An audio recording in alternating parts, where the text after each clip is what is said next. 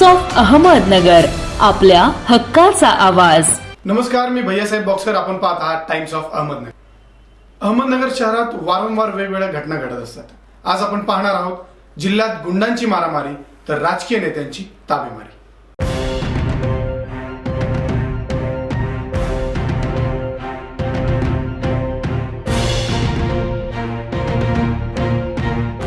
सुफी संतांची धरती म्हणून अहमदनगर जिल्ह्याची जगभरात ओळख आहे. विशाल गणपती, मिरावली पहाड, शिर्डी साईबाबा, शनी शिंगणापूर, मेहर बाबा अशी असंख्य देवस्थाने या जिल्ह्यामध्ये आहेत. सध्या आरणगाव येथे मेहर बाबा यांच्या समाधीचे दर्शन घेण्यासाठी परदेशातून भाविकांची मोठी गर्दी पाहायला मिळते आहे. रयतेचे राजे शिवछत्रपती यांच्या इतिहासाची सुरुवात देखील याच जिल्ह्यातून होत असते. मात्र मागील काही वर्षांपासून ही धरती सुफी संतांच्या नावापासून अलिप्त होत चालली आहे. मग हा प्रश्न निर्माण होतो की ह्या धरतीचा वाली कोण? अहमदनगर जिल्ह्यात गुंडगिरी, ताबेमारीचे प्रकार वारंवार होत आहेत. अहमदनगर जिल्ह्याचे नाव घेतले तर नक्कीच धार्मिक किंवा ऐतिहासिक विषय निघेल अशी अपेक्षा पूर्वी सर्वसामान्य जनतेमध्ये असायची. मात्र अलीकडच्या काळात अहमदनगर हे नाव जरी घेतले तर अंगावर शहारा फुटतो. समोर येते ते चित्र, ज्या चित्रामध्ये ओमकार भागानगरे, अंकुश छत्तर यांसारख्या तरुणांच्या खुनाने लाल झालेली भूमी समोर येते. समोर येते ते पात्र, ज्या पात्राने थेट वकील महिलेचा खून करून विहिरीत सोडले. ही घटना महिलांच्या मनगटाला दम तोडणारी आहे. मात्र सर्वसामान्य नागरिक अहोरात्र कष्ट करून पै जमा करून राहण्यासाठी झोपडी का होईना बांधण्याच्या प्रयत्नात असतात. मात्र काही टुकार गुंडांकडून सर्वसामान्य जनतेच्या जागेवर ताबा मारला जातो. अहमदनगर जिल्ह्यातली ताबेमारी ही संपूर्ण महाराष्ट्रात गाजली आहे. शिवसेनेचे नेते संजय राऊत यांनी अहमदनगर शहरात कार्यकर्ता मेळावा घेतला. यावेळी राऊतांचा 80% वेळ हा ताबेमारीच्या विषयावर गेला.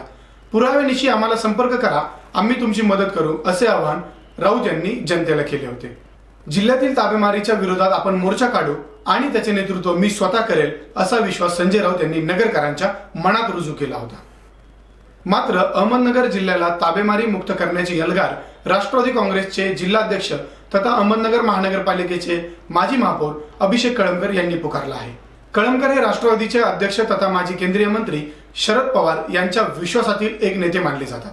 कळमकर यांच्याकडे एक स्वच्छ प्रतिमा व एक अभ्यासू व्यक्तिमत्व असे असल्याचे पाहिले जाते. शहरात व जिल्ह्यात घडणाऱ्या गुन्ह्यांबाबत कळमकरांनी संताप व्यक्त केला आहे. आज कोणत्याही प्रकारची राजकीय भूमिका नसून सर्वसामान्य जनतेचा आवाज म्हणून आपण बोलत असल्याचे कळमकर यांनी स्पष्ट केले आहे. पाहुयात कळमकर यांची प्रतिक्रिया काय. हॅलो. नमस्कार, अभिषेकजी कळमकर.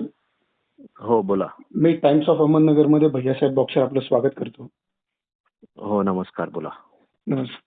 एकंदरीत अहमदनगर शहरात आज कळमकरांचा जय जयकार सुरू आहे साहेब. त्याला कारणही असं आहे की अहमदनगर शहराच्या एकंदरीत विषयांवर आपण प्रश्न उपस्थित केलेले आहेत. आज झालेल्या पत्रकार परिषदेचे बद्दल आज शहरामध्ये खूप चर्चा चालू आहे. एकंदरीत काय प्रश्न आपण पत्रकार परिषदेमध्ये उपस्थित केलेले? हे आजचा जी पत्रकार परिषद घेतली त्या संदर्भामध्ये खरं तर नगर जिल्ह्यात आपण बघितलं तर मागील काही काळामध्ये जी पण कायदा सुव्यवस्था बिघडवणाऱ्या अनेक घटना त्या म्हणजे सातत्याने समोर येत आलेल्या आहेत. आणि मागील आठवड्यामध्ये राहुरीचं जे आढाव वकील दाम्पत्याचं म्हणजे अपहरण करून जे खून झाला, तर आपण जर बघितलं तर न्यायिक प्रक्रियेच्या महत्वाचा घटक असलेले वकील असतात आणि तेच सुरक्षित राहिलेले नाहीत. मग सर्वसामान्य जनतेचं काय होईल? सराईत आरोपींना ह्या वकील दाम्पत्याचं म्हणजे त्या आरोपींनी थंड डोक्याने खंडणीसाठी खून केला. पोलिसांनी 100% घटनेनंतर जलद तपास करून ते आरोपी जेरबंद जरी केले, मात्र काल जर बघितलं आपण या घटनेचे वकील वर्गामध्ये तीव्र पडसाद उमटलेले आणि त्यांनी सुद्धा न्यायालयीन कामकाजावर त्याचा परिणाम झाल्यामुळं ही घटना फक्त वकील वर्गापुरतं मर्यादित नसून तर नगर जिल्ह्याच्या पोलीस दलाची त्यांची जी कार्यपद्धत आहे आणि तसं बघता गुन्हेगारांना वेसल घालण्यात येत असलेलं हे अपयश आता आपल्याला तसं बघता येईल आणि अनेक गोष्टींचा उहापोह होणं गरजेचं होतं. त्यामुळं निश्चित प्रकारे आज ही पत्रकार परिषदेमधून आपण आपली भूमिका मांडली. तसं पाहता प्रथमच कळमकर यांनी जनतेची भूमिका घेऊन आज बोललेलं आहे. म्हणजे तुमच्या पत्रकार परिषदेकडे पाहण्याचा दृष्टिकोन हा आहे की कळमकर हे राजकीय कुटुंब आहे, राजकीय घराणं आहे आणि प्रथमतः नगर शहराच्या नगरवासीय आणि नगरकरांच्या प्रश्नांना घेऊन आज तुम्ही प्रेस कॉन्फरन्स घेतली. नगर शहरामध्ये दहशत आहे, ताबेमारी आहे, असे तुम्ही आरोप केले. काय सत्यता आहे या गोष्टीला? आरोप करण्यापेक्षा मी प्रथमतः असं नाहीये की नगरकरांचा पहिल्यांदाच हा प्रश्न प्रथम वेळेस मी मांडलेला आहे. यापूर्वी देखील आम्ही ज्या ज्या वेळेस घटना घडल्या, गंभीर घटना या नगर शहरामध्ये कोविडच्या काळानंतर बघितल्या, अनेक खून झालेले आहेत. त्या खुनाची पार्श्वभूमी ही कशा पद्धतीने निर्माण झाली, कशामुळे हे खून झाले, ते वादाचा रूपांतर खुनापर्यंत कसा गेला, अवैध व्यवसायांच्या माध्यमातून हे खून झालेत, हे स्पष्टपणे म्हणजे मी म्हणण्यापेक्षा वर्तमानपत्रामध्ये आलं, माध्यमांमध्ये आलं. आणि आपण जर बघितलं तर त्याला कुठंतरी पॉलिटिकल अँगल होता. ते जे आरोपी होते याच्यामध्ये जे डिटेक्ट झाले या खुनांमध्ये, ते कुणाचे कार्यकर्ते होते, काय होते, त्याचा संशय व्यक्त केला आणि त्या संशयाच्या माध्यमातून कोणाचे कार्यकर्ते होते ते? स्पष्ट त्याच्यामध्ये आता ते आपण सगळं बघितलेलंच आहे ना. संशय हा नागरिकांनी, प्रमुख नामांकित लोकांनी हाच केला की हे कार्यकर्ते जर आमदारांबरोबर हिंडत असले, हे कार्यकर्ते कुणासोबत, कुणाच्या म्हणण्यानुसार गुंडगिरी माजवतात, काय करतात, हे स्पष्ट झालेलं आहे यापूर्वी पण. आणि कोणत्या आमदारांसोबत आरोप हा करायचा विषय नसतो. 1-2 मिनिटं मी तुम्हाला थांबवतो की हे आरोपी कोणत्या आमदारांसोबत फिरतात, कोणावर आपला निशाणा आहे? तुम्ही जर बघितलं जे खून घडले ते जर तुम्ही सोशल मीडियामध्येच जर मागे जाऊन जर आपण जर तपासलं तर हे कुणाचे कार्यकर्ते होते तुम्हाला लक्षात येईल. आज जर विषय तुम्ही आज शहराच्या बद्दल विचारला तर शहरात घडलेली घटना आहेत, हे खून शहरात झालेले आहेत. आणि सुफी संतांची पार्श्वभूमी असलेल्या या अहमदनगर शहरामध्ये दहशतवादी अहमदनगर शहर असं म्हणता येईल का? काय दुर्दैवाने आज ती परिस्थिती निर्माण झालेली आहे. कारण काही दिवसापूर्वी संजय राऊतांनी असं सांगितलं की नगर शहराची परिस्थिती पाहता बिहारचा इतिहास विचारावा लागेल. बिहारला नगर शहर पाठीमागे टाकतंय. एवढी गुन्हेगारी आणि गुंडागर्दी या नगर जिल्ह्यामध्ये पाहायला मिळते. मग नुसतं बघा, शिवसेनेचे नेते संजय राऊत साहेबांची सभा झाली, त्यांनी प्रेसमधून सुद्धा याचा उलगडा केला. ही कुठलाही नेता जर मोठा राजकीय नेता या राज्यातला आला नगरमध्ये तर गुंडगिरीबद्दलच त्याला सांगितलं जातं, गुंडगिरीबद्दलच त्यांना भाष्य करावं लागतं. प्रेसमधून देखील तेच प्रश्न निर्माण होतात की साहेब या नगर शहरामधले, नगर जिल्ह्यामधले लॉ अँड ऑर्डर याच्यावर कुणाची अंकुश आहे का, कुणाची दडपशाहीमुळे या गुन्हेगारीला कोण पाठीशी घालतंय, कुणाचं पाठबळ मिळतंय. आज ते छोटे मोठे गुन्हेगार राहिले नाही ना. आज तुम्ही म्हणजे आज आम्ही जी पत्रकार परिषदेमध्ये राहुरीचा उल्लेख केला, वकील संघटनेवर हा किती मोठा घडलेला ही घटना आहे. आज त्यांना कामकाज, त्यांचं न्यायालयीन कामकाज बंद पाडायची वेळ आलेली आहे. याचा इम्पॅक्ट सर्वसामान्य जनतेच्या मनावर किती मोठ्या प्रमाणात झालेला दिसतोय. आणि तुम्ही बघा 24 तासापूर्वीच आता श्रीगोंदा तालुक्यामध्ये सुद्धा अशीच घटना घडली. त्याच्यामध्ये सुद्धा अल्पवयीन मुलं 2-3 जण येऊन त्या ठिकाणी खून केला त्यांनी. 18 वर्षाचे पण नाही, ते त्यांनी कोयता हातात घेतलाय. आरोपी डिटेन्शन त्यांचं केलं जातं, धरले जातात, सगळं काही होतं. परंतु तुमची जी कार्यपद्धत आहे पोलीस प्रशासनाची, याचा संशय ह्या ठिकाणी मोठ्या प्रमाणात हा व्यक्त होतो की याचं नियंत्रण काय आहे. हे नियंत्रण ठेवण्यासाठी लोकप्रतिनिधी जाब विचारतात का, ते काय दिसून येत नाही. जिल्ह्याचे खासदार असतील, म्हणजे आमदार असतील, या लोकांचं फक्त हेच काम आहे का उद्घाटन करणं, निधीचा जय जयकार करून त्या ठिकाणी घोषणा करणं. इथल्या लॉ अँड ऑर्डरचा प्रश्न, लोकप्रतिनिधींकडनं आपली अपेक्षा काय? नाही, अपेक्षा हीच आहे. यापूर्वी जसं होतं, लोकप्रतिनिधी साखर वाटप करतायत, डाळ वाटप करतायत, त्यांनी साखर नाही, त्यांनी सगळं काही वाटप करावं. दिसत नाही अभिषेकजी. कोण कौतुक नाही करत? लोकप्रतिनिधींचं कुठं कौतुक करताना तुम्ही दिसत नाही. त्यांनी साखर वाटप केली, त्यांनी डाळ वाटप केली. नाही, त्यांनी सगळे जीवनावश्यक वस्तू वाटप करावं, नुसतं साखरच नाही. त्यांच्यात तेवढं केपेबिलिटी असणार आहे, त्यांनी ते करावं.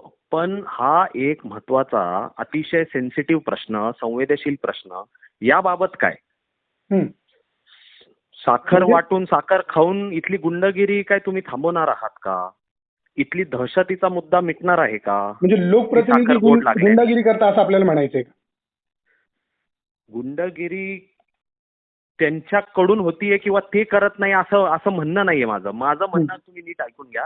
त्यांनी या सगळ्या पोलीस प्रशासनाचं ज्याच्यावर हे सगळं लॉ अँड ऑर्डरच्या माध्यमातून आपल्या जिल्ह्याची कायदा सुव्यवस्था व्यवस्थित राहिली पाहिजे. लोकांना इथं चांगल्या शांत पद्धतीने जगता आलं पाहिजे, श्वास घेता आला पाहिजे. अहो, महिलांना सुद्धा तुम्ही बघा ना, अत्याचार एवढे वाढलेले आहेत. कुठला असा क्राईम राहिलाय नगर जिल्ह्यामध्ये, नगर शहरामध्ये की जो तो क्राईम आपल्याला म्हणता येईल की नाही नाही हे नगरमध्ये होत नाही. सगळेच क्राईम झालेत ना. अवैध व्यवसायाच्या माध्यमातून अनेक क्राईम होत आहेत. सायबर क्राईम होत आहेत. कुणाला फसवलं जात आहे, कुणाला गंभीर स्वरूपाची मारहाण होती.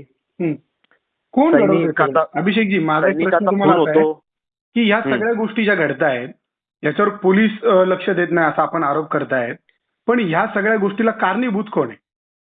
कोण याचा मॉनिटर आहे? कोण याचा मास्टर माइंड आहे?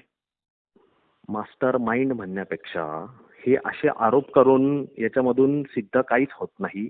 कारण आपण वेळोवेळी बघत गेलोय, जनतेची जी अपेक्षा आहे की जसं गृहमंत्री साहेब देवेंद्रजी फडणवीस साहेबांचं त्यांच्या पक्षाच्या रचनेमध्ये त्यांनी ते प्रभारी पद स्वीकारले, पालकत्व स्वीकारले, हे त्यांनी उघडपणे जाहीर केलं. आणि अशा माध्यमातून आज त्यांच्याकडून आशा व्यक्त केली जाते ना, इथं जर कुणीच काही करत नसेल तर जनतेने कुणाकडे बघावं?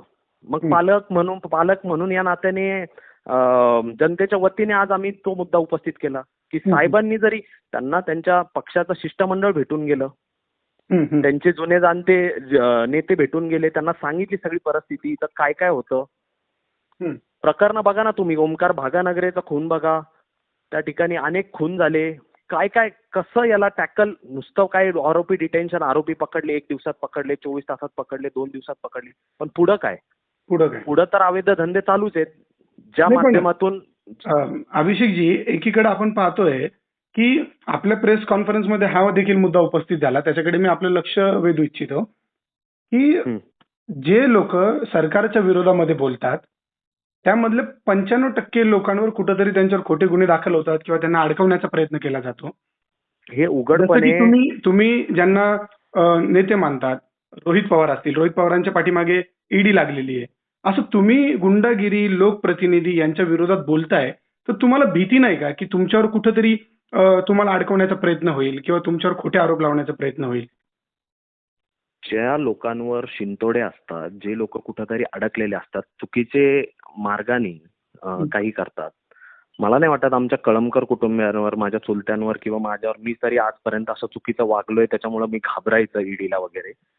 आणि हे मी नाही म्हटलं की 95%, तुम्ही आज जो मुद्दा ऐकला पत्रकार परिषदेमध्ये की खासदार संसद रत्न सुप्रियाताईंनीच हा मुद्दा सांगितला मीडियामध्ये जाहीररित्या की त्यांच्या अनालिसिसमध्ये, देशाच्या अनालिसिसमध्ये 95% ज्या पण चौकशा आहेत त्या विरोधी जे आहेत, मग ते विरोधी इंडिया अलायन्स मध्ये काम करणारे सर्व, त्यांच्यावर कशा पद्धतीने सूडबुद्धीने राजकारण केलं जातं आणि राजकारणाच्या माध्यमातून पॉवर युटिलाइज करून ईडी चौकशी असेल, इन्कम टॅक्सच्या रेड असतील, बाकीचे इतर काही यंत्रणांचा वापर करून कशा पद्धतीने अडकवलं जातं.